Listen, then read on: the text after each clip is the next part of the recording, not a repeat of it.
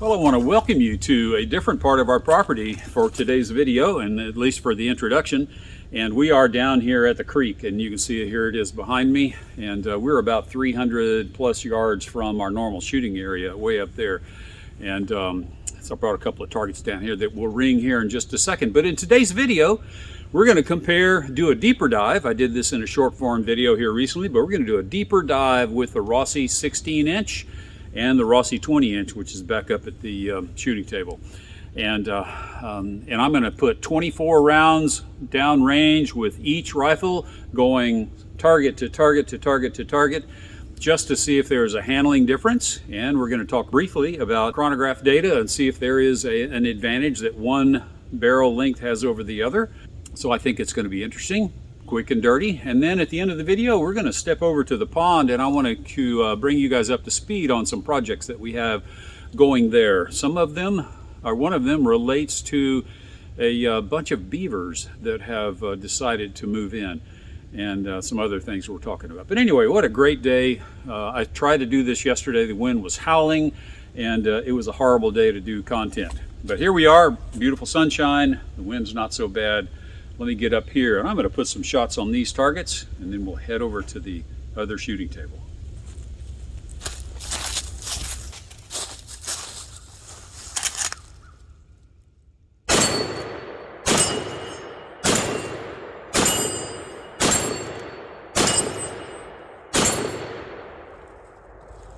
Okay, I got to tell you, I was a little surprised about the chronograph work, or chronograph results, but I had done 3 different bullets. I did a Magtech 158 grain jacketed soft point, a Barnes 140 grain XPB, both those are factory loads, and then a hand load with W296, pretty hot, and 158 grain Hornady XTP.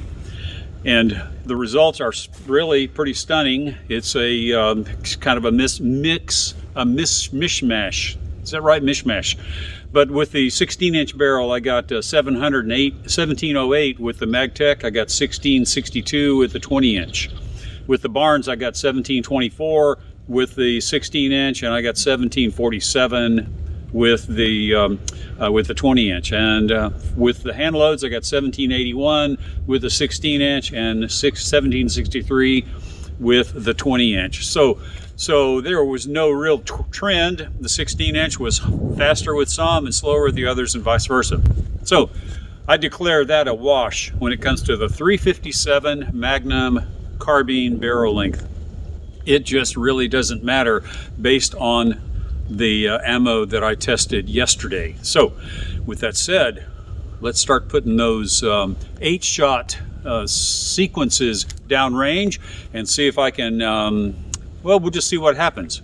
And what I want you guys and girls to watch for is how quick I am back and forth. I'm going to try to be as neutral as I can be, but see how quick I am back and forth on target, and how consistent, maybe if I ever hit the steel, how consistent I am with shots on target. So with that said, let's get started.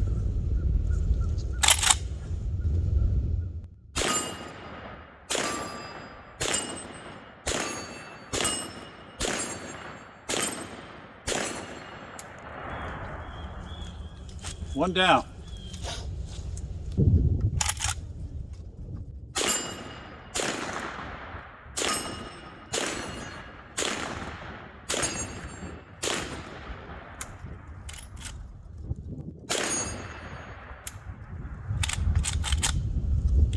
Hiccup there.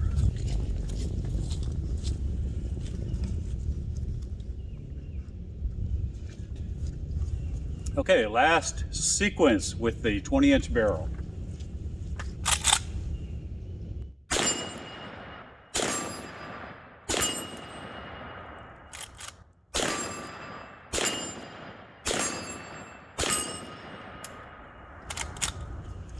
Another hiccup, and that's just because I'm trying to be as quick as I can back and forth, and I just short stroke a couple of times. So don't blame that on the gun, blame that on me.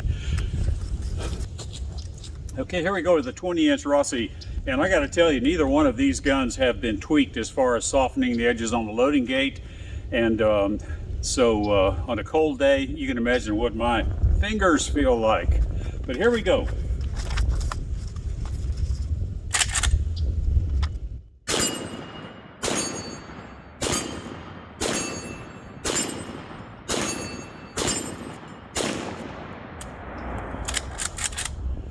All right, one down.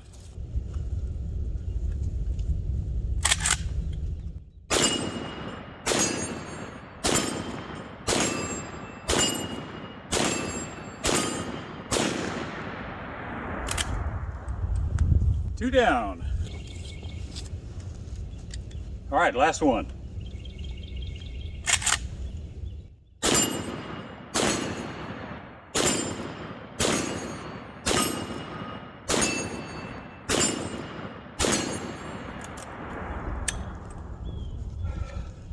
So I didn't see a big difference. What do you guys and girls think? Was this guy faster because he's shorter? Was he less accurate because he's shorter? I don't know. I didn't see it, but y'all will get to watch and re-watch the footage to have a better idea. I like them both as far as the size of the guns. But anyway, with that said, let me know what you think. Is the short barrel a better package for the 357 Magnum? It certainly doesn't lose any velocity that's of any consequence to the 20-inch barrel. Now let's take a look at what's going on at the pond. I shot this a couple of days ago. I wanted to give you guys an update here on the pond. Something we haven't done very much, but I'm gonna get out here in the bright sun and just give you kind of an overview. And beautiful pond we've really been blessed with now for, gee whiz, 30 years. But we've got a couple of problems, and I thought I'd share them with you. Number one, we have this problem here with erosion, and that is our emergency overflow. And you can see the water level of the pond right this minute is higher than the eroding emergency overflow, which used to be down there. But erosion has taken its toll. And what we did is we lost our overflow valve, which actually went from 10 feet depth underneath the levee and then popped up on the backside, and it provided an emergency relief there. We could keep a headroom of maybe 4 to 6 inches wherever we set it, but that pipe broke, and so it doesn't function anymore. And let me show you what we're doing now. And that's Austin driving up on the RTV side by side, and let's get over there and I'll tell you what we're doing.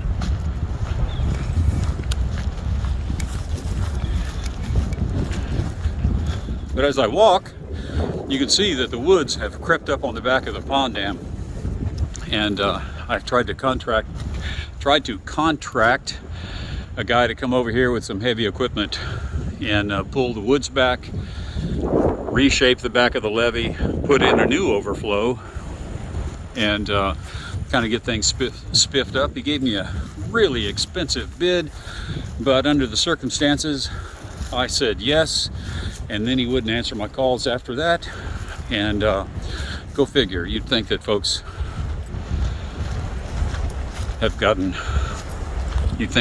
make too much money these days. I don't know, but he wouldn't call me back. So what we're doing right now, and we did this last year, is we basically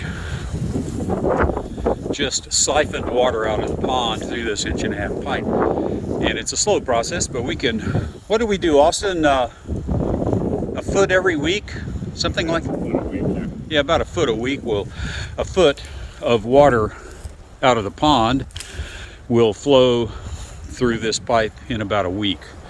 And so we're going to set the water depth out here with this pipe down at about 4 feet, being the maximum that we would want to take out at any time.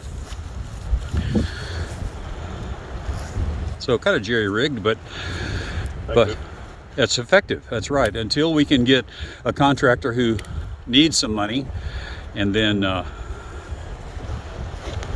we can get a new permanent overflow, and they'll have to cut a trench through the levee. Once the water level is down, cut a trench through the levee, and then I'll tell you all about that when the time comes. But in the meantime, this is what we're dealing with. And the other thing I wanted to share with you, and if you notice, Austin has some boo-boos, and that happened right over here last night. He came down to check. The other thing happening at the pond is we've got beavers, and we've taken 2 out. One was caught by a trap. And the other was caught with a bullet. A couple of bullets, actually. But they're coming from over there, actually coming from anywhere, because we've got a creek right down here. You guys have seen that creek before, but they've gotten into the pond, and what they're doing is they're tunneling underneath. Let me change the camera. They're tunneling underneath the levee, and they're building a home right in here above the water level, and that's all eventually going to cave in. And we Austin found this last night, an entrance right there. This is new, an entrance to a hole right there that goes back underneath the levee, and we just set this beaver trap right there, so as the beaver either tries to go out or come back in, he's going to set that off. And I know we love beavers because they're cute, but they are so destructive, and in a totally rural environment out in the wilderness, beavers can do their thing, but they can cause thousands of dollars worth of damage, just like pigs. And so that's just the reality of owning property that you try to manage like we do. But anyway, Austin got his hands caught in that trap last night, and a pretty good bang up. But let's get this thing going, and I'm going to turn the camera off, or at least set it up, and then we'll get our overflow going and then get back to the rest of the video.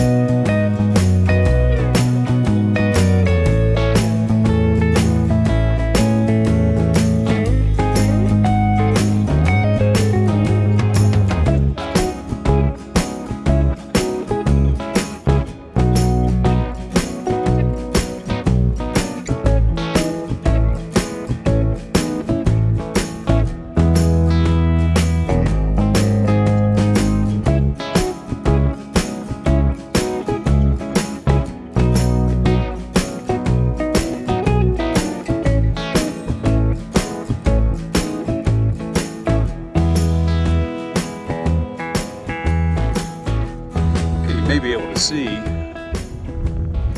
the white pipe right there. That's where we were just a minute ago, and the beaver trap is right about there. But we used to have an underwater, under the dam overflow pipe, and that broke years ago, and so we've been dealing with overfilled conditions during some really wet summers. And by the way, there is this happened just the night before last. That is a beaver gnawing on that cypress tree. And you probably noticed I didn't give my intro, "Hi George here and welcome to Tales from Target Suite," but I do that every now and then. It's just it just gets left out. But thanks for watching. I hope it was helpful. I was surprised. I expected to see, I really was expecting the 20-inch to be easier to get shots on steel, but I don't think that was the case. Again, thanks for watching, and I'll see you in the next video.